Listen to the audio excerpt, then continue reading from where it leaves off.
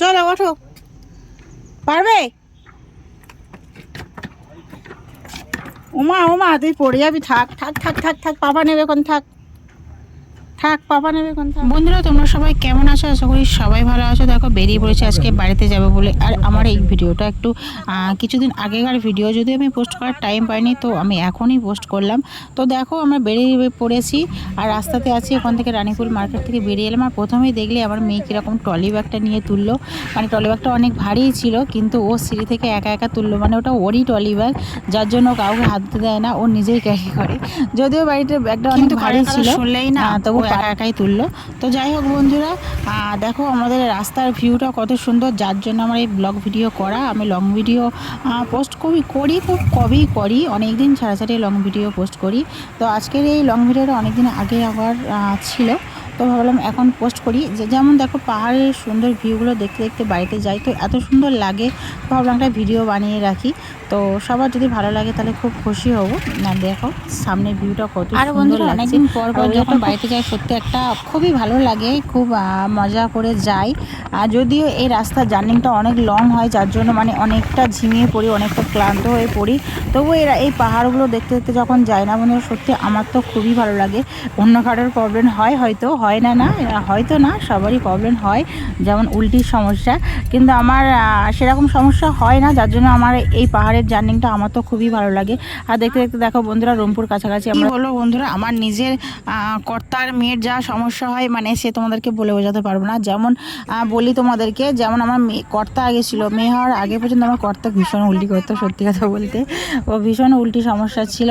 আর মেয়ে হওয়ার পর থেকেই মেয়েই উল্টি সমস্যা চালু করেছে, যদিও এখন একটু হলেও কমেছে। কারণ ও স্কুলে যায়, স্কুলে প্রায় 1.5 ঘন্টার কাছাকাছি ওকে বাস, মানে 3 ঘন্টা ধরতে হবে, কারণ আসা যাওয়া 3 ঘন্টা ধরতে হয়।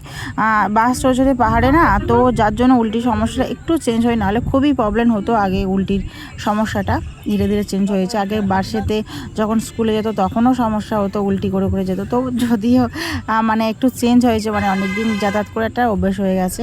আর দেখতে দেখো, রংপুর আমরা বর্ডারের কাছাকাছি চলে এসেছি এখানে। তো পাহাড়গুলো তোমাদের কেমন লাগছে তোমরা তো অবশ্যই কমেন্ট করো, আমাকে একটা জানিও। যদি কেউ লং ভিডিও দেখে থাকো, ভালো লাগবে সবার আশা করি। দেখো, ব্রিজের ওপর থেকে যাচ্ছি, রংপুর এটা ব্রিজ। এটা যদি পুরনো ব্রিজ, নতুন একটা ব্রিজ হয়েছে। নতুন ব্রিজটা তো মোটামুটি সবাই জানবে, যদি যারা যারা বিশেষ করে দেখি এসে থাকো তারা তো জানবেই। আর নদীটা দেখো, তো পাহাড়গুলো দেখো, আমার এত সুন্দর লাগছিল না সেদিনকে ভিউটা ছিল। আকাশটা যখন পরিষ্কার থাকে, পাহাড়ের ভিউগুলো সত্যি অসাধারণ লাগে। আর নিচে থেকে দেখো তিস্তা নদী, তো সব রকম মিলিয়ে দেখো আমার তো বেশ দারুণ লাগছিল। যদিও রাস্তাটাও একটু খুব খারাপ ছিল বন্ধুরা, মানে পাহাড়ের রাস্তা না 2-3 দিন ছাড়াছাড়ি খুবই খারাপ হয়ে যায়। মানে এটা বড় সমস্যা হয় সিকিমে, যে কিছুদিন ছাড়াছাড়ি রাস্তায় ভীষণ প্রবলেম হয়। আর জ্যামটা হয় ওই কারণেই, যেহেতু সরু রাস্তা হয়, যার জন্য মোটামুটি 4 ঘন্টার রাস্তা হয়, প্রায় 5-6 ঘন্টা লেগে যায় যখন জ্যাম হয়। রাস্তা ক্লিয়ার থাকলে, ফাঁকা থাকলে তখন 4 ঘন্টা, মোটামুটি পাক্কা 4 ঘন্টা টাইম লেগে যায়। আর এখন দেখো রোদ পড়েছে বন্ধুরা, রোদেতে পাহাড়টা পুরো একদম সোনালি। দেখো ওর বাবা কীরকম ধরে ধরে ওকে দেখাচ্ছে কত সুন্দর ভিউ, কারণ বদমাইশ করছে গাড়ির ভিতরে। আর দেখো রাস্তা কীরকম কাজ হচ্ছে চারিদিকে ভালো করে। আর আমরা এখানে নেমে পড়েছি একটু টিফিন করব বলে, একটু খাওয়া দাওয়া করবো বলে। তো পাহাড়ে একটা বন্ধুরা তোমাদেরকে বলে রাখি, দেখো আমরা যে হোটেলে উঠেছিলাম, সেই হোটেলের উপর থেকে ভিউ, এই জায়গাটার নাম হলো কিডনি। আমরা যখনই যাতায়াত করি আমরা এখান থেকেই খাওয়া দাওয়া করি। এখানে খাওয়া দাওয়া সত্যি খুব ভালো, কারণ অনেক জায়গা আছে খাওয়া দাওয়ার ব্যবস্থা, কিন্তু সব জায়গায় মোটামুটি টুকটাক জানি, কিন্তু এই জায়গাটা সবথেকে বেশি ভালো লাগে। দেখো আমরা ঢুকে পড়েছি, তো ওখান থেকে আমরা খাওয়া দাওয়া করে বেরিয়ে পড়েছি আবার ফের। আর এখান থেকে সামনে থেকে শুধু ভিউটা তোমার শুধু দেখো, জাস্ট এখানকার আমি যে ভিডিওটা আজকে করছি, অন্য টাইমে এত সুন্দরভাবে ভিডিও আমি করি না, কিন্তু আজকে ওয়েদারটা এত সুন্দর ছিল, যার জন্য আমি ভেবেছিলাম যে আজকের ভিডিওগুলো করলে খুব সুন্দর লাগবে।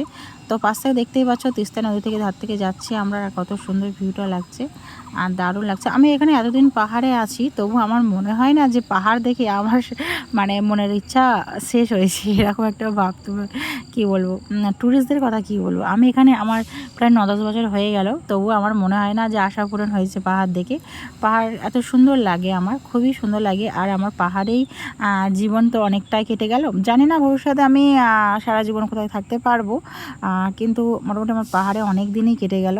আর সামনে শুধু ভিউটা তোমরা শুধু দেখো, তোমরা একটু দেখতে দেখতে চলো, দেখো কত সুন্দর লাগছে।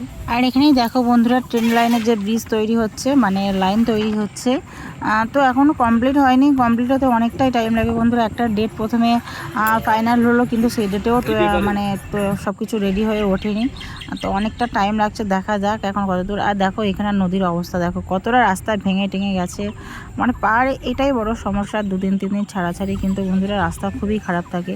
আর ওপার থেকে দেখলে ড্যাম, ওইটা ড্যাম ছিল, আর নদীতে জলটা তখন খুবই কমই ছিল। এখন শীতকালের সময় একটু কমই থাকে, এটা আমার শীতকালের সময় ভিডিও। ওপার থেকে দেখে যে ব্রিজটা বেরিয়ে এলাম, এটা সেবাগের রেল লাইন ব্রিজ। দেখো কালী মন্দির, মাকে প্রণাম করে ফের আমরা আর বেশিক্ষণ নয় শিলিগুড়িতে ঢুকে গেছি। মোটামুটি আর আধা ঘন্টা কি 1 ঘন্টা মতো, আধা ঘন্টা মতো মনে হয় পৌঁছে যেতে পারি। তো ঠিকঠাক টাইমটা কোনোদিন দেখা হয়নি, যার জন্য আমি ঠিকঠাক টাইমটা বলতে পারলাম না। আর এখানে দেখো পুরোটাই জঙ্গল, সেবাগ রোডটা পুরোটাই জঙ্গল।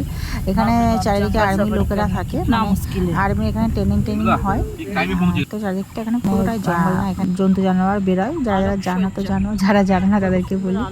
আর এখানে দেখো শিলিগুড়িতে ঢুকলেই দেখতে পাচ্ছি বড় বড় শপিং মল হয়ে আছে, সামনেতেই শপিং মল হয়েছে। শিলিগুড়ি জায়গাটা খুবই ভালো লাগে।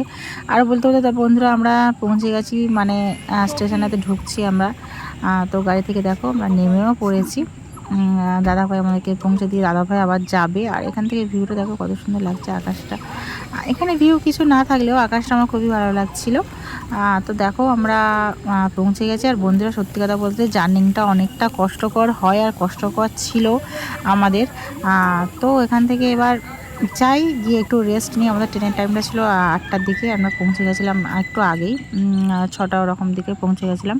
তো অনেকটা টাইম এবার রেস্ট নিতে হবে। এবার আমি মাঝখানে না কিছু একটু দু একটা ভিডিও বানিয়েছিলাম, দু একটা না হয়তো একটাই ভিডিও বানিয়েছিলাম।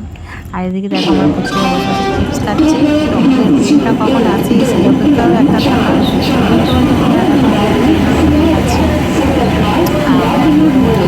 বাড়ি যাওয়ার কিছুক্ষণের অপেক্ষায় 12 ঘন্টা লাগে যদিও ট্রেনে, তো 12 ঘন্টা ঘুমিয়ে কিন্তু আর চলে যায়। কিন্তু ওই যখন গাড়িতে বসে দিনের বেলা জানি খেতে পারি খুব কষ্ট হয়। আর দেখো আমরা এখানে বসে পড়েছি, আর আমাদের রুম না ছিল এসি, ফার্স্ট এসিতে টিকিট কাটা ছিল। আর ওখান থেকে বন্ধুরা আমরা নেমে গেছি আমরা শিয়ালদা স্টেশনে। তো আমার ভিডিও এই পর্যন্ত হবে, বেশি দূর আমি আর ভিডিও করিনি, একটু বেশি লং হয়ে যায় বলে। তো কেমন লাগলো তোমরা অবশ্যই বলো ভিডিওটা। সবাই ভালো থেকো, টাটা।